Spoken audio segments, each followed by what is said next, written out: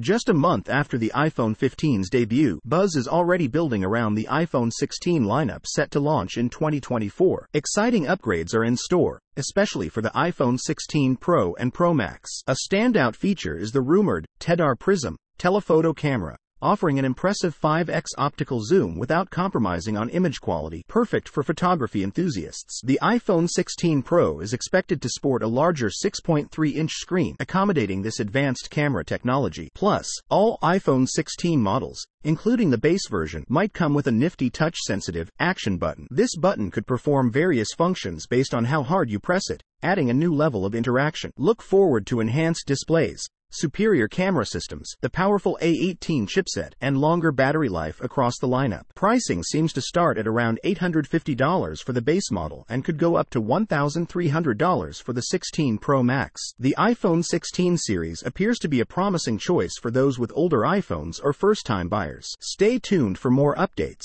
and don't forget to share what you think about these upcoming iPhones.